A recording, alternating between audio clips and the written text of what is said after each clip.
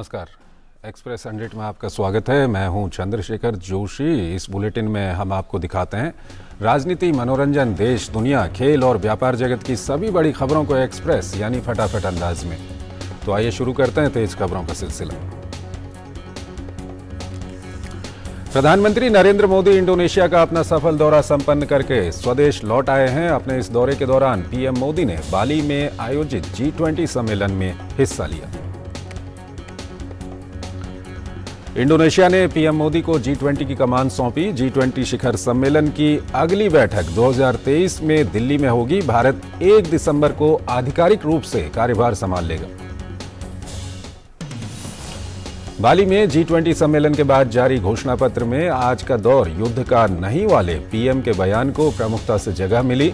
सदस्य देशों ने वैश्विक खाद्य सुरक्षा के सामने पैदा चुनौती पर चिंता जाहिर की। गुजरात विधानसभा की 89 सीटों पर पहले चरण में होने वाले चुनाव के लिए नाम वापस लेने की आज अंतिम तारीख है। पहले चरण के लिए 1362 नामांकन दाखिल हुए, जिसमें से 999 वैध पाए गए थे। वहीं 5 दिसंबर को होने वाले गुजरात विधानसभा के लिए होने वाले दूसरे चरण के चुनाव के लिए नामांकन पत्र दाखिल करने की आज आखिरी तारीख है। गुजरात में होने वाले विधानसभा चुनाव के लिए राजनीतिक दलों का चुनाव प्रचार जोरों पर है। गुजरात भाजपा अध्यक्ष CR पाटिल आज मेहसाणा और साबरकांठा में चुनावी जनसभा करेंगे। गुजरात के मुख्यमंत्री भूपेंद्र पटेल गांधीनगर दक्षिण विधानसभा प्रत्याशी अल्पेश ठाकोर के नामांकन भरने के दौरान मौजूद रहेंगे। भाजपा ने गुजरात चुनाव के लिए अपनी 5वीं और आखिरी सूची जारी की। इस सूची में 3 उम्मीदवारों के नाम हैं। कांग्रेस ने गुजरात विधानसभा चुनाव के लिए कल 37 उम्मीदवारों की अंतिम सूची जारी की। पार्टी ने 182 सदस्यीय विधानसभा के चुनाव में कुल 179 प्रत्याशी घोषित किए हैं। उसने 3 सीटें सहयोगी राष्ट्रवादी कांग्रेस पार्टी के लिए छोड़ी हैं। आम आदमी पार्टी के उम्मीदवार कंचन जरीवाला ने सूरत पूर्व से अपना नामांकन वापस ले लिया है। उन्होंने अपना बयान भी जारी किया कि उन्होंने किसी के दबाव में नहीं बल्कि स्वेच्छा से अपना नामांकन वापस लिया है। नामांकन वापस लेने वाले आप नेता कंचन जरीवाला ने कहा कि आपके कार्यकर्ता पैसे की मांग कर रहे थे, उनकी मांग को पूरा नहीं कर सकता, इसलिए नाम वापस लिया। इसके पहले आप नेता मनीष सिसोदिया ने भाजपा पर कंचन को अगवा करने का आरोप लगाया था। दिल्ली के उप मुख्यमंत्री मनीष सिसोदिया के नेतृत्व में आम आदमी पार्टी के 4 सदस्यीय प्रतिनिधिमंडल ने कल चुनाव आयोग के अधिकारियों से मुलाकात कर भाजपा पर कंचन जरीवाला के नामांकन पत्र को जबरदस्ती वापस लेने के लिए पुलिस और चुनाव तंत्र का दुरुपयोग करने का आरोप लगाया। गुजरात में आरक्षण की मांग को लेकर हुए कोटा आंदोलन की पूर्व नेता रेशमा पटेल ने राष्ट्रवादी कांग्रेस पार्टी का साथ छोड़ने के महज 1 दिन बाद आम आदमी पार्टी का दामन थाम लिया है। वाराणसी में आज से महीने भर चलने वाला काशी तमिल संगमम शुरू होने जा रहा है। समागम का आयोजन भारत सरकार द्वारा आजादी का अमृत महोत्सव के एक भाग के रूप में और एक भारत श्रेष्ठ भारत की भावना को बनाए रखने के लिए किया जा रहा है। भारतीय सनातन संस्कृति के 2 अहम प्राचीन पौराणिक केंद्रों के मिलन के दौरान 19 नवंबर को प्रधानमंत्री नरेंद्र मोदी की उपस्थिति में अनूठा आयोजन किया जाएगा। काशी तमिल संगमम के उद्घाटन समारोह में तमिलनाडु के 12 प्रमुख मठ मंदिर के आदिनम यानी कि महंत को काशी की धरा पर पहली बार सम्मानित किया जाएगा। केंद्रीय सड़क परिवहन मंत्री नितिन गडकरी आज पश्चिम बंगाल के सिलीगुड़ी में बालासन से सेवक तक 13 किलोमीटर 4 लेन एलिवेटेड सड़क के निर्माण कार्य का शिलान्यास करेंगे। शिक्षा राज्य मंत्री भागवत कराड़ आज नई दिल्ली में फिक्की एजुकेशन समिट 2022 के 17वें संस्करण को संबोधित करेंगे। केंद्रीय कृषि मंत्री नरेंद्र सिंह तोमर आज दिल्ली स्थित भारतीय कृषि संस्थान पूसा में 3 दिवसीय शिक्षा के महाकुंभ ज्ञानोत्सव 2079 का उद्घाटन करेंगे। ज्ञानोत्सव का प्रमुख विषय शिक्षा से आत्मनिर्भर भारत की संकल्पना पर आधारित है। मिजोरम और असम के बीच तीसरी मंत्री स्तरीय वार्ता आज गुवाहाटी में होगी। मिजोरम के गृह मंत्री लाल चामलियाना भाग लेने के लिए गुवाहाटी पहुंचे। नेपाल में 20 नवंबर को होने वाले संसदीय चुनाव से पहले आज से 72 घंटे के लिए भारत नेपाल सीमा को सील कर दिया जाएगा। अवैध खनन मामले में प्रवर्तन निदेशालय आज झारखंड के मुख्यमंत्री हेमंत सोरेन से पूछताछ करेगी। रक्षा मंत्री और लखनऊ के सांसद राजनाथ सिंह ने कल लखनऊ के कन्हैया माधोपुर वार्ड के अंतर्गत भुअर गांव में स्थानीय लोगों से भेंट कर जनसंवाद किया। उन्होंने जनता से क्षेत्र में चल रहे विकास कार्यों का फीडबैक लिया।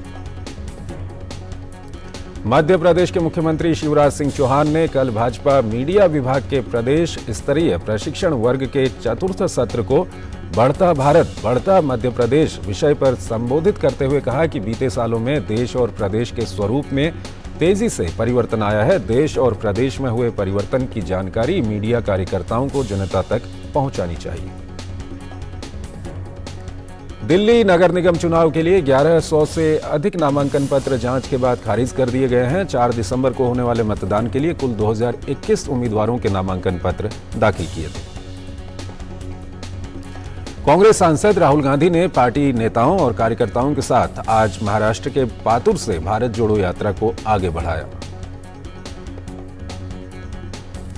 राजधानी दिल्ली में आज सुबह वायु गुणवत्ता खराब होने की वजह से धुंध बनी रही। System of air quality and weather forecasting and research के अनुसार दिल्ली में वायु गुणवत्ता 249 दर्ज की गई। हिमाचल प्रदेश के ऊंचाई वाले इलाकों में पिछले 3 दिनों से हो रही बर्फबारी के कारण 100 से अधिक सड़कें बंद हैं। आधिकारिक सूत्रों ने कल ये जानकारी दी।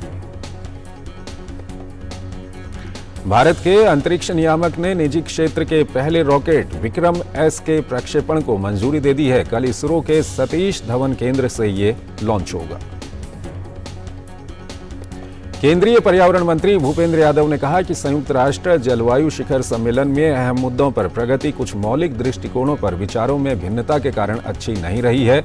उन्होंने कहा कि इसमें विकसित देशों के ऐतिहासिक योगदानों और जिम्मेदारियों को भुलाने या उनकी अनदेखी करने का प्रयास किया गया।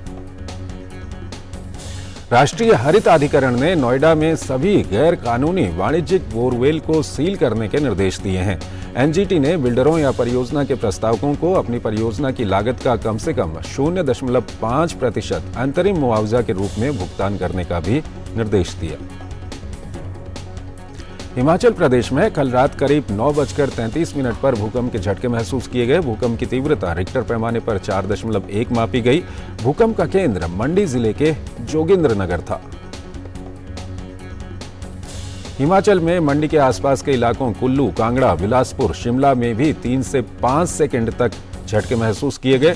डीसी मंडी अरिंदम चौधरी ने बताया कि भूकंप से कहीं भी नुकसान की सूचना नहीं है।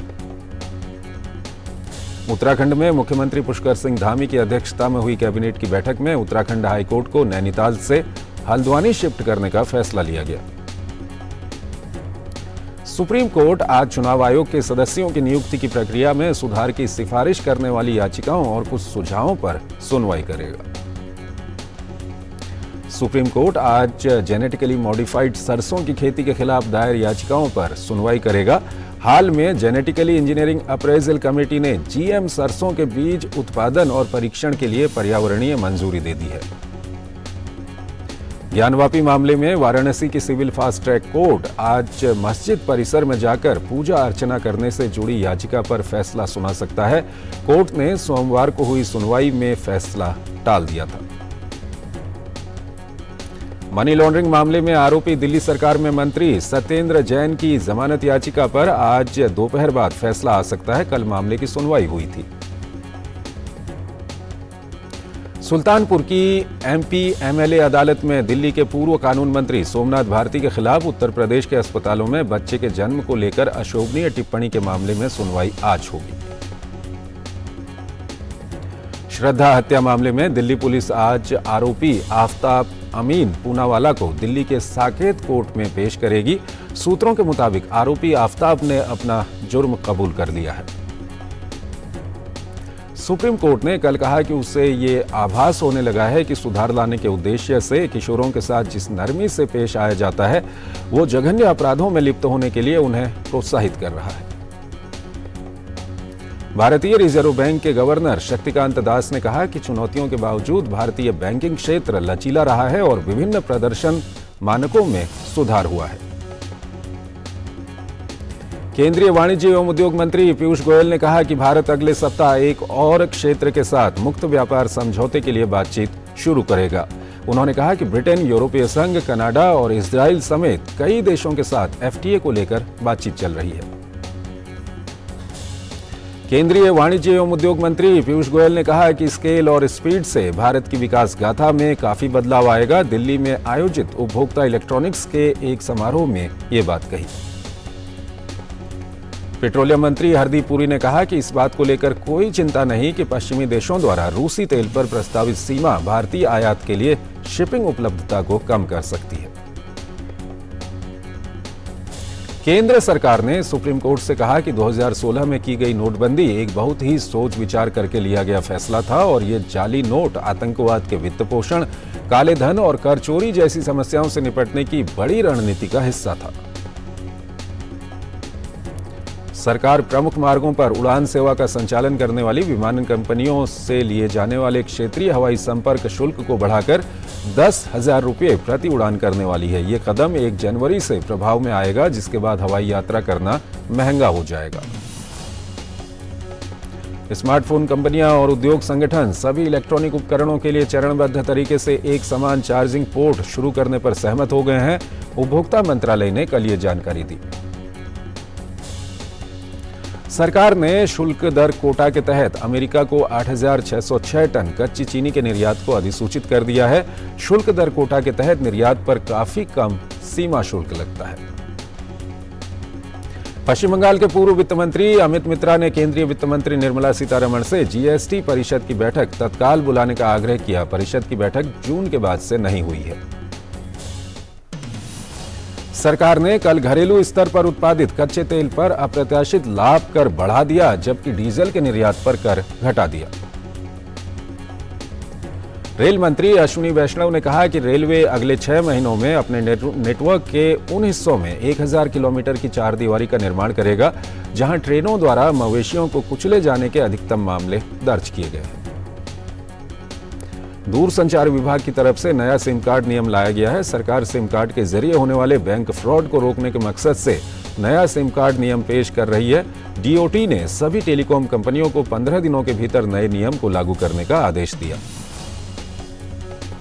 मध्य प्रदेश के मुख्यमंत्री शिवराज सिंह चौहान ने भोपाल में India day global investment summit को लेकर उद्योगपतियों और अधिकारियों के साथ बैठक की। उत्तर प्रदेश के मुख्यमंत्री योगी आदित्यनाथ ने राज्य के प्रत्येक जिले से एक उत्पाद G20 प्रतिनिधियों को भेंट करने के प्रधानमंत्री नरेंद्र मोदी के निर्णय का स्वागत किया और उनके प्रति आभार व्यक्त किया। नवी मुंबई में कृषि उत्पाद बाजार समिति के किसानों, व्यापारियों और अन्य हितधारकों के लिए ई राष्ट्रीय कृषि बाजार ई नाम के संबंध में एक ऑनलाइन प्रशिक्षण शिविर आज एपीएमसी बाजार में आयोजित किया जा रहा है। शिविर का आयोजन केंद्र सरकार के मार्गदर्शन में किया जाएगा। फिक्की, CMSME आज लघु, सूक्ष्म एवं उद्यमिता मंत्रालय, विदेश मंत्रालय और SCO council of head state के सहयोग से आज virtual SCO MSME Confluence marching towards growth का आयोजन कर रहा है। केंद्रीय शिक्षा मंत्री धर्मेंद्र प्रधान ने भारत में 2023 में होने वाले G20 शिखर सम्मेलन की तैयारियों पर कल एक उच्च स्तरीय बैठक की अध्यक्षता की। उन्होंने बैठक में तैयारियों का जायजा लिया। मिजोरम के आइजोल में आज से उत्तरी पूर्वी क्षेत्र के लिए 10वें इंटरनेशनल टूरिज्म मार्ट की शुरुआत हो रही है। 2 दिन तक इसका आयोजन होगा। केंद्रीय पर्यटन मंत्री जी किशन रेड्डी मार्ट के उद्घाटन सत्र को संबोधित करेंगे। भारतीय रेलवे भारत गौरव ट्रेन योजना के तहत केवल लिंके हॉफमैन बुश यानी HLB कोच आवंटित करेगा। इससे यात्रा में सुगमता होगी। आर्थिक सहयोग और विकास संगठन देशों के मंत्रियों और हितधारकों की लग्जमबर्ग में आज से 2 दिनों के लिए बैठक होगी। नागरिकों के विश्वास को मजबूत करने और प्रजातंत्र को लागू करने के मुख्य कार्य बिंदुओं पर चर्चा होगी।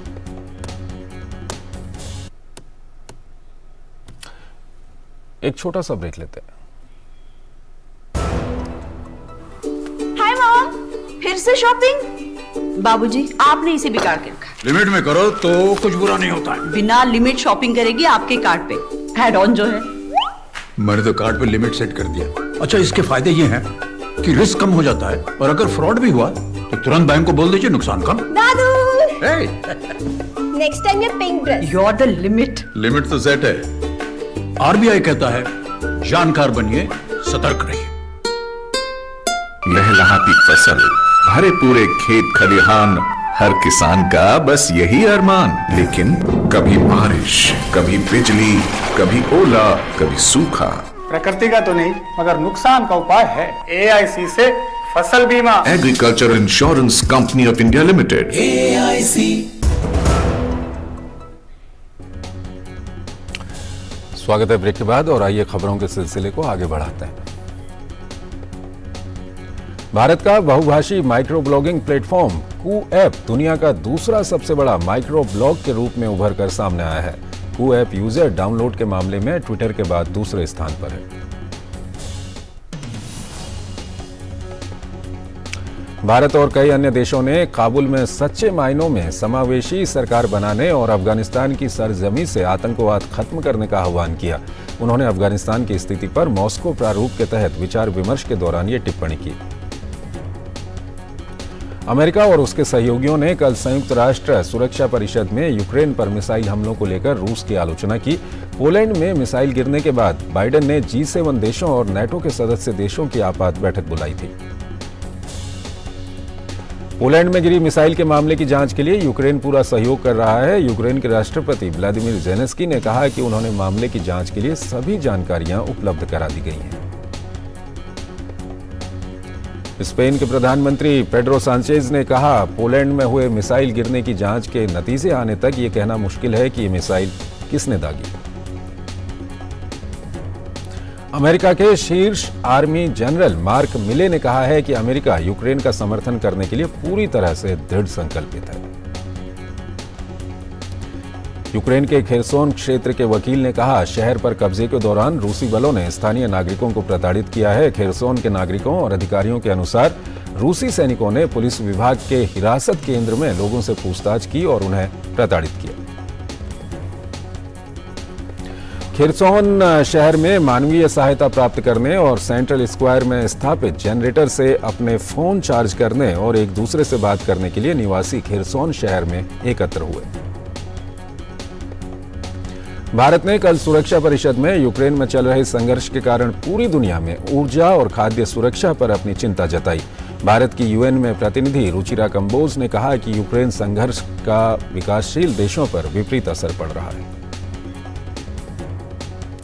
सर्बिया ने हंगरी और ऑस्ट्रिया के साथ अपनी दक्षिणी सीमाओं पर और अधिक संयुक्त पुलिस की तैनाती करने का समझौता किया है। ये पुलिस तैनाती पश्चिमी बाल्कन से आने वाले अवैध प्रवासियों को रोकने के लिए की जाएगी। उत्तर कोरिया ने एक बार फिर पूर्वी तट से एक बैलिस्टिक मिसाइल दागी है। उत्तर कोरिया द्वारा अमेरिका और उसके क्षेत्रीय सहयोगियों को कठोर सैन्य प्रतिक्रिया की चेतावनी देने के कुछ ही घंटों बाद ये मिसाइल दागी गई है। अमेरिका में हुए मध्यावधि चुनाव में रिपब्लिकन पार्टी ने प्रतिनिधि सभा में बहुमत हासिल कर लिया है। रिपब्लिकन पार्टी ने 218 सीट हासिल कर ली है। अमेरिकी राष्ट्रपति जो बाइडेन ने रिपब्लिकन पार्टी को प्रतिनिधि सभा में बहुमत हासिल करने पर बधाई दी है। साथ ही कहा कि वो सदन में रिपब्लिकन के साथ काम करने को तैयार है। अमेरिका के पूर्व राष्ट्रपति डोनाल्ड ट्रंप 2024 में फिर से राष्ट्रपति चुनाव लड़ेंगे। उन्होंने दक्षिणी सीमा पर दीवार खड़ी करने में विस्तार नहीं करने पर बाइडेन की आलोचना की। ईरान में हाल के हड़ताल और प्रदर्शनों के बाद कल तेहरान के बाजार बंद रहे। ये प्रदर्शन ईंधन की कीमतों को लेकर 2019 में किए गए विरोध प्रदर्शनों की बरसी मनाने के लिए किए जा रहे हैं। अंतर्राष्ट्रीय परमाणु ऊर्जा एजेंसी के महानिदेशक राफेल ग्रॉसी ने ईरान से अपने परमाणु कार्यक्रम की सूचना साझा करने की शुरुआत करने को कहा। साथ ही कहा कि ईरान को नियमों का पालन करना पड़ेगा। भारत और न्यूजीलैंड के बीच कल से 3 मैचों की T20 सीरीज शुरू होगी। इससे पहले भारतीय खिलाड़ियों ने वेलिंगटन में अभ्यास सत्र के दौरान पसीना बहाया। भारतीय टीम के कार्यवाहक मुख्य कोच VVS लक्ष्मण ने कल होने वाले T20 मैच से पहले प्रेस वार्ता कर कहा कि कप्तान हार्दिक पांड्या एक बेहतरीन लीडर हैं और इसका हमें फायदा मिलेगा।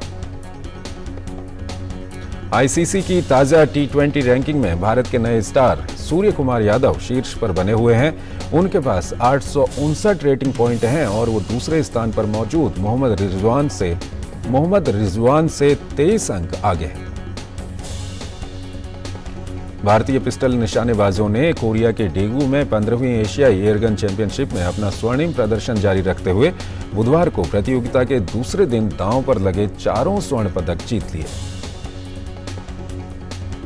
एशियाई एयरगन चैंपियनशिप के ऑल इंडिया फाइनल में रिद्धम सांगवान ने पलक को 16-8 से हराकर साल का अपना दूसरा अंतर्राष्ट्रीय स्वर्ण पदक जीता। अन्य ऑल इंडिया फाइनल में मनु भाकर ने 10 मीटर एयर पिस्टल महिला जूनियर स्पर्धा में ईशा सिंह को करीबी मुकाबले में 17-15 से हराकर स्वर्ण पदक पर कब्जा जमाया। पुरुष 10 मीटर एयर पिस्टल टीम स्पर्धा के फाइनल में शिव नरवाल, नवीन और विजयवीर सिद्धू की तिकड़ी ने ली डेमयुंग, मोक जिन मुन और पार्क डेहुन की कोरिया की टीम को 16-14 से शिकस्त दी।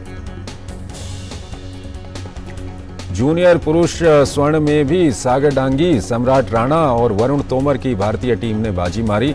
भारतीय तिकड़ी ने 10 मीटर एयर पिस्टल टीम पुरुष जूनियर स्पर्धा के फाइनल में विरोधी टीम को 16-2 से हराया। एटीपी फाइनल्स में देर रात खेले गए मुकाबले में ग्रीस से टेनिस खिलाड़ी स्टेफानोस सिसिपास ने रूस के पूर्व विश्व नंबर 1 खिलाड़ी डेनियल मेदवेदेव को 6-3, 6-7, 7-6 से हरा दिया। एटीपी फाइनल्स में सर्बिया के नोवाक जोकोविच ने आंद्रे रूबलेव को शिकस्त दी। जोकोविच ने रूबलेव को 6-4, 6-1 से हराया। एटीपी फाइनल्स के आज के मुकाबले में स्पेनिश दिग्गज राफेल नडाल और कैस्पर रूड आमने सामने होंगे। हालांकि नडाल पहले ही सेमीफाइनल की रेस से बाहर हो गए। भारतीय महिला पहलवान विनेश फोगाट बुल्गारिया के बेलमेकिन में ओलंपिक कांस्य पदक विजेता सेराफिम बेरजाको की देखरेख में ट्रेनिंग करेंगी। खेल मंत्रालय इसके लिए टॉप्स के जरिए आर्थिक मदद करेगा। खेल मंत्रालय टॉप्स के जरिए बजरंग पुनिया की भी सहायता करेगा, जो 18 से 19 नवंबर को न्यूयॉर्क में बिल फेरेल अंतर्राष्ट्रीय कुश्ती चैंपियनशिप में हिस्सा लेंगे। भारत के स्टार टेबल टेनिस खिलाड़ी अचंता शरद कमल को इंटरनेशनल टेबल टेनिस फेडरेशन यानी ITTF के एथलीट आयोग में चुना गया। अभिनेता कार्तिक आर्यन ने अपनी अपकमिंग थ्रिलर फिल्म फ्रेडी का एक पोस्टर जारी किया। इस पोस्टर से फिल्म में एक्ट्रेस अलाया फर्नीचरवाला का पहला लुक सामने आया है। फिल्म निर्माता करण जौहर और फराह खान आइफा रॉक्स की मेजबानी करेंगे। आइफा रॉक्स 2023 में अमित त्रिवेदी, बादशाह, न्यूक्लिया और सुनिधि चौहान समेत कई बॉलीवुड कलाकार लाइव परफॉर्मेंस करेंगे। सिनेमा की समृद्ध परंपरा वाले देश अर्जेंटीना से 53वें भारत अंतर्राष्ट्रीय फिल्म महोत्सव में स्क्रीनिंग के लिए 8 चुनिंदा फिल्में शामिल की गई हैं। अभिनेता विक्की कौशल की अगली फिल्म गोविंदा नाम मेरा, जिसमें कियारा आडवाणी और भूमि पेडनेकर भी हैं, OTT पर रिलीज होगी। शशांक खेतान की फिल्म गोविंदा नाम मेरा रिलीज के लिए डिजिटल रास्ता अपना चुकी है और इसका प्रीमियर Disney+ हॉटस्टार पर होगा। मेगा स्टार अमिताभ बच्चन ने लंबे बालों के लिए अपने प्यार का खुलासा किया और बताया कि कैसे उनके बाल बॉलीवुड अभिनेत्री और पत्नी जया बच्चन के प्रति उनके आकर्षण का एक कारण बन गए थे। बिग बॉस 13 फेम मधुरिमा तुली ने अरुण गोपालन की एक्शन थ्रिलर तेहरान में बॉलीवुड एक्टर जॉन अब्राहम की पत्नी की भूमिका निभाने के बारे में बात करते हुए अपने काम के अनुभव को साझा किया। अभिनेत्री कंगना रनौत ने असम में अपनी अगली फिल्म इमरजेंसी की शूटिंग शुरू कर दी है। 2019 में release Manikarnika the queen of Jhansi के बाद यह फिल्म उनका दूसरा निर्देशन है। तेलुगु फिल्म इंडस्ट्री के सुपरस्टार रहे कृष्णा का कल हैदराबाद में राजकीय सम्मान के साथ अंतिम संस्कार किया गया। 80 साल के अभिनेता का मंगलवार को निधन हो गया था। फवाद खान और Mahira Khan starrer film the legend of Maula Jatt Pakistani cinema की सबसे सफल फिल्म साबित हो रही है। फिल्म ने न केवल पाकिस्तानी बॉक्स ऑफिस पर बल्कि ब्रिटेन सहित विदेशी धरती पर भी कमाई के झंडे गाड़ दिए हैं। 65वें वार्षिक ग्रैमी अवार्ड्स के लिए नामांकन की घोषणा हो गई है। इसके लिए कई सारे नाम सामने आए हैं। परंतु हॉलीवुड सिंगर बेयोंसे 9 नामांकन के साथ सबसे आगे हैं। इनके अलावा केंड्रिक लैमर के 8 और एडेल और ब्रांडी कार्लिले के 7 नामांकन हैं। तो इस बुलेटिन में फिलहाल इतना ही। आप बने रहिए डीडी न्यूज के साथ। नमस्कार।